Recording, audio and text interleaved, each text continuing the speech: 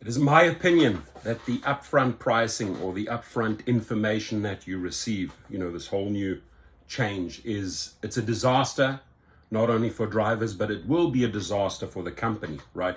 So if you see an offer like this, you have to do some quick calculations. Remember, you're a businessman, this is your car, you know your expenses, and you got to say, is this worth it? And I think the most difficult thing for drivers is to say, this is not worth it, I need to let it go.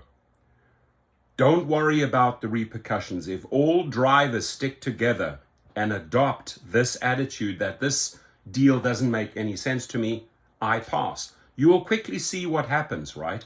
If somebody is left stranded, Uber doesn't want to let this rider dwindle out there in the atmosphere with no driver. They will try to connect you to this rider and maybe up the deal. Right, so the desperate drivers will jump on an offer like this, right, and not think things through. And at the end of the day, because you're not thinking things through, you will come out with a deficit. You will come out with a loss. $68.60. What am I looking? And by the way, this includes, right, just a little subliminal language trying to make you feel better. This includes a 550 boost. Right? Can you imagine you take that 550 boost out and the offer is only $63? But here's the big thing. It's a 97 mile trip, right? You're talking over 1.5 hours to get there. How do I get back? I got to drive back another 1.5 hours. So right here, your immediate calculations are that $68. Are you prepared to spend about 3 hours and 15 minutes burning up your gas, your miles, right? Over 200 miles on your car to make $68. Ladies and gentlemen, the desperados of this world will take this trip because they haven't calculated what they got themselves into, right? So this whole upfront bullshit that they're offering you now, it's just their excuse to hide what they're actually taking from the rider, right? And they think that you're going to fall for this. And they're sort of testing us once again. What will drivers accept? What will drivers decline? Altogether, every single driver confronted with an offer like this, automatically decline. What happened, right? What happened right away is that a few seconds later, same trip, by the way, same mileage, same address. It jumped up by 33% to $91 because Uber quickly realizes with all this load balancing, right? More people are taking shorter trips, less people are taking the longer trips, right? Let's sort of balance. Maybe we can offer him more now. And you immediately see an offer, the same trip, the same miles, right? At $91.63.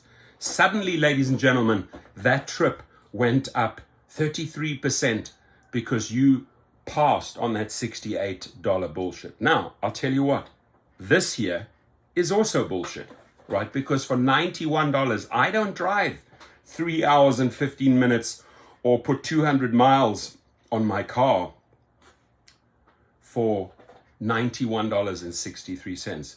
Again, the natural reaction should be decline. Who knows what the third offer is, right? But one thing Uber is not going to do or try not to do is leave that rider stranded in Florida, right? So we have to work together here. Moral of the story, right? Conclusion.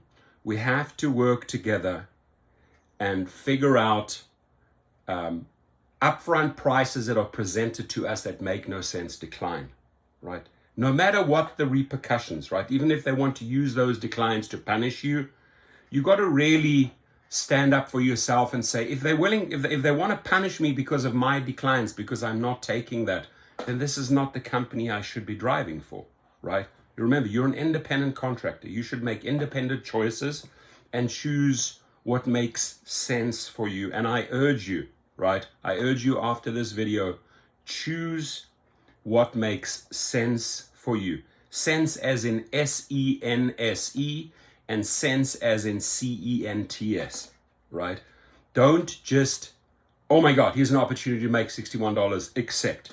What have I just got myself into? This is a negative, right? This is 3 hours of 15 minutes of hard work. This is 200 additional miles on your car. This is a ton of gas for BS pay, right?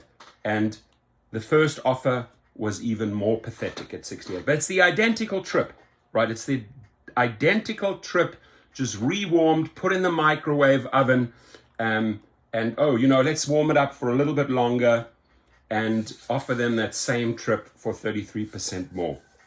This is how they roll, right? And this is their downfall with upfront pricing, upfront information, is that the quicker we realize, the faster we analyze this information and say no, you've got to be able to say no, right? They will have to reconfigure their algorithms. Because if we are all yes men or yes women, accept 61, or, you know, or sorry, accept 68 or accept 91, they can do what they wish with us, right? Because then again, it's just them dictating the pace and them controlling the algorithm. It is our job, listen to me carefully, it is our job to bust open, to break down this algorithm and to be able to say no, right?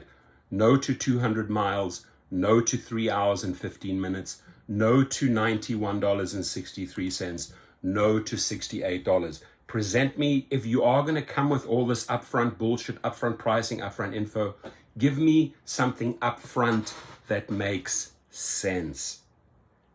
I urge you to decline, no matter what the repercussions are, right? Decline, decline, decline, and start forcing the company to offer you better deals. This whole new way of presenting fares, making you accept this nonsense, is the most corrupt, misleading presentation offer put forward to you ever in Uber's history, right? Not being able to, you know, really grasp or break down what this is all about. You have no clue. You have zero clue what the rider in Florida is going to pay. The bottom line is they're presenting you a pathetic offer of $68 for a very, very long ass trip. And the answer is no, we decline, we will not accept. $91, sorry, I do not drive for $91. You got to adopt that attitude, otherwise you will lose every single time.